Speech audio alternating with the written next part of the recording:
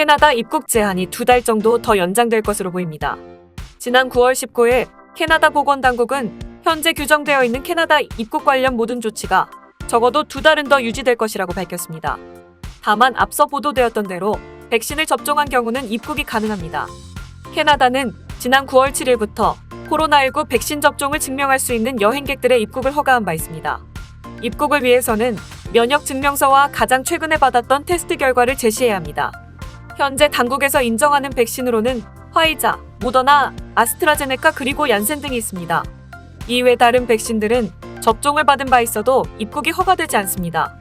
코로나19 테스트와 관련한 모든 문서는 어드미캠 앱을 통해 제출 가능합니다. 만일 백신이 완전히 접종되지 않은 상태이지만 입국해야만 하는 필수 사유가 있는 경우엔 입국 후 첫 2주 동안 의무적으로 자가격리를 마쳐야 합니다.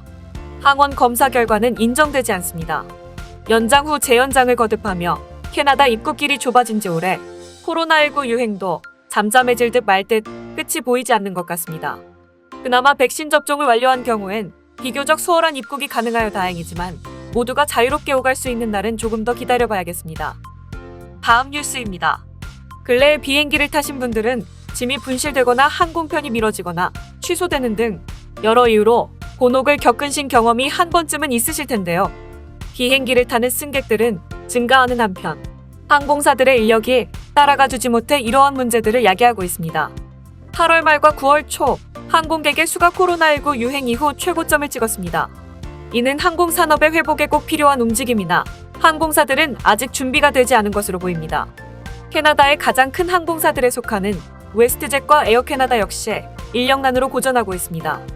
헌데 두 항공사들이 이를 극복하기 위해 공항에서 자원봉사를 할 수 있는 직원들을 모집해 논란을 빚고 있습니다. 웨스트젯은 직원들에게 보낸 이메일에서 급작스레 증가한 승객들의 항공편 수요가 캘거리 공항을 포함 몇몇 공항에 가져온 운영적 어려움을 설명하며 정상적 운영을 회복하는데 모두의 도움이 필요하다고 적었습니다. 또한 직원들 중 휠체어를 사용하는 승객들을 도와줄 자원봉사자를 모집한다고 전했습니다. 웨스트젯 항공사의 승무원들을 대표하는 노조는 구성원들에게 회사가 직원들에게 무보수로 일을 하라고 권유하고 있다며 용인할 수 없다고 입장을 전한 것으로 알려졌습니다. 또한 웨스트젯 조종사들을 대표하는 노조는 무보수로 일을 하던 중 부상을 입더라도 회사에서 장애 보험 혜택을 받을 수 없다는 것을 지적했습니다. 한편 웨스트젯은 부족한 인력을 하청업자에 위탁하려 했으나 업자가 인력 보급에 어려움을 겪었다고 밝혔습니다. 한편 에어캐나다는 시급이 아닌 월급을 받는 경영관리직 직원들에게만 도움을 청했다고 입장을 밝히며 새로 채용을 한다 하더라도 인력을 훈련시킬 인력 또한 부족한 상황이라고 전했습니다. 특히 토론토 피어슨 공항에 인력이 부족하다고 전하며 이로 인해 많은 항공편들이 취소되었다고 전했습니다. 현재 피어슨 공항에서는 코로나19 검사 등의 이유로 이륙 후 절차가 3시간까지도 걸릴 수 있는 것으로 알려졌습니다. 이에 대해 피어슨 공항의 대변인은 코로나 백신 여권이 더 사용되면서 이러한 시간이 단축될 것을 기대한다고 입장을 밝혔습니다. 이와 비슷하게 미국에서는 어메리칸 에어라인과 델타 에어라인이 올해 여름 공항에서 봉사할 직원들을 모집한 바 있습니다. 다음 뉴스입니다. 천연가스 가격이 최근 몇 년 내에 가장 높은 수준으로 상승했습니다. 올 들어 99%까지 폭등한 국제 천연가스 상승세가 겨울철 혹한이 온다면 현재의 2배까지 뛸 수 있다고 전망했습니다. 올 겨울 각 가정의 가스 요금에 큰 영향을 미칠 것으로 예상하고 있습니다. 미국의 천연가스 가격 상승은 글로벌 시장에 영향을 미쳐 작년까지만 해도 미국과 아시아, 유럽에서 모두 2달러였던 천연가스는 현재 미국에서 5달러, 유럽과 아시아에선 20달러를 넘습니다. 지난 목요일 알버타 천연가스 가격은 4.8달러였습니다. 최근 몇 년 새 가장 높은 수준입니다. 천연가스 가격 상승의 가장 큰 요인은 코로나19 사태 이후 가스 생산 설비에서 일할 사람들이 대폭 줄면서 공급은 줄고 수요는 늘었기 때문입니다. 또한 천연가스 생산국인 미국에서 올 여름 기록적인 폭염으로 에어컨 사용량이 급증했습니다. 허리케인 아이다로 미국의 천연가스 생산이 타격을 입었고 멕시코만 지역의 천연가스 생산 시설 중 77.3%는 여전히 폐쇄되어 있습니다. 최근 들어 세계 경제가 회복되면서 산업계에서는 청정에너지인 천연가스에 대한 수요가 급증하고 있습니다. 반면 알버타주 데런지 사장은 원활한 현금 흐름이 이뤄지고 있다. 더 많은 시추와 투자를 해 일자리를 창출하고 싶다. 서부 캐나다뿐만 아니라 미국이나 해외로 수출할 수 있는 충분한 공급량을 가지고 있다고 말합니다. 이러한 가격 상승은 천연가스 생산자에게는 도움이 되지만 올겨울 소비자들은 난방, 교통 및 음식 등에 더 많은 돈을 지불해야 할 것으로 보입니다. 다음 뉴스입니다. BC주 일부 교육청은 비누와 디스펜서가 틱톡 챌린지 때문에 학교에서 사라지고 있다고 말했습니다. 디비어스 릭스로 알려진 이 챌린지는 9월 1일 시작되었습니다. 이는 학생들로 하여금 페이퍼 타월, 실험 장비 및 디스펜서와 같은 물품을 배낭에 넣은 뒤 도둑질하는 모습을 영상으로 찍어 틱톡에 업로드하는 것입니다. 릭은 성공적인 도둑질, 용납가는 인상적 그리고 보람있는 페이데이를 뜻합니다. 보람있는 페이데이는 틱톡이라는 소셜미디어 참여와 영향력을 의미합니다. 성공하기 어려운 물건이 많을수록 그 학생은 더 많은 릭을 얻게 됩니다. 예를 들어 같은 반 친구의 운동화나 교실의 애완동물들은 낮은 레벨의 릭입니다. 주차 표지판이나 학교 노트북은 중간 레벨이며 가장 높은 단계는 전체 파일 캐비닛이나 보안 카메라로 사악하고 악마적이며 신에게 버림받은 릭으로 칭송받고 있습니다. 이러한 못된 장난은 특히 팬데믹 기간 동안 학교에 부정적인 영향을 미치고 있습니다.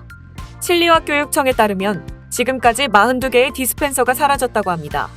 교육청은 공급 부족 현상과 맞물려 사라진 디스펜서를 다시 채워 넣는데 어려움을 겪고 있습니다.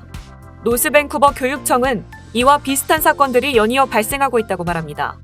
브래드 베이커 교장은 이 챌린지는 짧은 기간 동안 기물파손, 도난 및 재산 파괴 등의 행위로 이어졌다. 참여한 학생이 누구인지 알게 되면 자신이 한 행동에 대한 결과를 책임지도록 할 것이라고 말했습니다. 틱톡은 법을 어기는 행동인 디비어스 릭스와 관련된 콘텐츠와 해시태그를 삭제할 것이라고 말했습니다. 다음 뉴스입니다. 토론토의 피어슨 국제공항이 북미에서 가장 깨끗한 공항으로 선정되었습니다. 스카이트랙스에서 선정한 세계에서 가장 깨끗한 공항 2021 순위에서 밴쿠버 국제공항이 2위를, 휴스턴의 조지 부시 국제공항이 3위를 차지했습니다. 신시내티 노스 켄터키 국제공항과 몬트리올 피에르 엘리어트 리도 국제공항은 각각 4위와 5위를 차지했습니다. 피어스는 2020년 6월 청소 강화, 신체 접촉 감소, 마스크 의무화 등을 포함한 해시 에어포트 프로그램을 시작한 바 있는데요. 토론토 국제공항에 북미에서 가장 깨끗한 공항으로 지정된 것은 토론토를 비롯한 캐나다의 다른 지역에 코로나 4차 유행과 싸우고 있는 지금 매우 특별한 의미를 지닙니다. 스카이트랙스의 순위는 세계 공항업계의 품질 기준으로 평가되고 있으며 고객 만족도 조사를 바탕으로 하고 있습니다. 스카이트랙스는 공항 전체 순위와 더불어 공항 호텔, 쇼핑, 다이닝 등 항공업계의 다른 측면도 조사합니다. 토론토의 피어슨 국제공항은 북미에서 3번째로 우수한 공항, 세계에서 38번째로 우수한 공항 등 이번 월드 에어포트 어워드 2021에서 여러 상을 수상하였습니다. 다음 뉴스입니다. 화이자 측은 바이오엔테크와 공동 개발한 코로나 바이러스 백신이 5세에서 11세 사이 연령대에도 효과를 보이고 있다고 발표했습니다. 화이자는 임상시험 결과를 공개하고 안정성도 확인되었다고 덧붙였습니다.